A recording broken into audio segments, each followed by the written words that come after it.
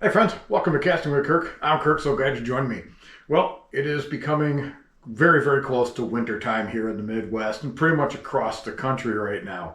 We are looking at today some lures that you can use to catch bass in November when that water temp is starting to drop and the bass are getting ready to go into their wintertime slumber. Now, bass can be extremely aggressive in the wintertime.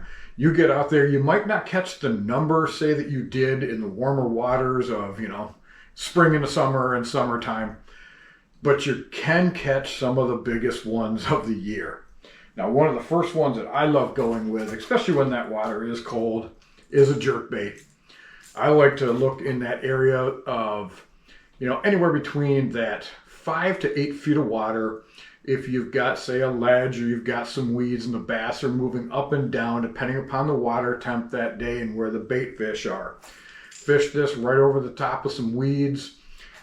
You're going to give it some twitches. Maybe let it sit a little bit longer than you normally would because it's going to look and mimic a dying bait fish.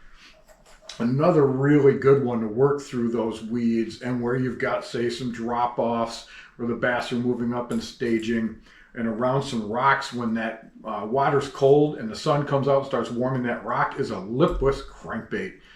These you can cover a ton of water with.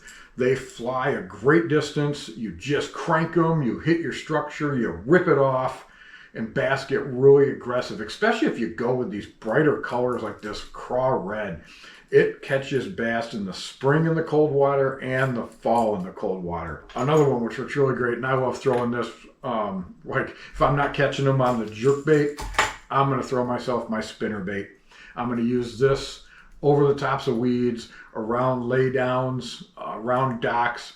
I'm not going to crank it as fast as I normally would, like say in the summertime. I'm going to use either a slower roll, or as I'm moving it along, I'm going to stop it, pause it a little bit, give it a twitch, make the skirt flare, make the blade change directions a little bit, and give it some more action again of that dying bait fish look.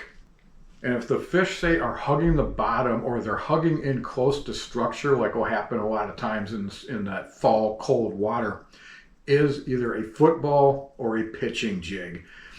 You can take one of these, pitch it around docks, pitch it into laydowns, drag it through rocks right along the edge of weed lines, and in the cold water of the fall, big bass love to eat a jig. Be prepared too with these, because a lot of times when they hit that water, especially when it's around a dock, they're going to hit it sometimes immediately, and you've got to be ready to set that hook. Now, if you've got the extra rods or you've got some extra time and you're looking for possibly another one that works really good, is a square bill crankbait. Throw this around some wood laydowns in the shallows. Throw this around those rocks when the water's getting warmed by that sun, and this can be a phenomenal fish catcher to add on. Well, if you've got a favorite lure that you like to use when that water's starting to really get cold, bass are looking to slumber, go ahead and leave those tips down below. Well, I thank you folks for joining me today, and you folks have yourself a great day.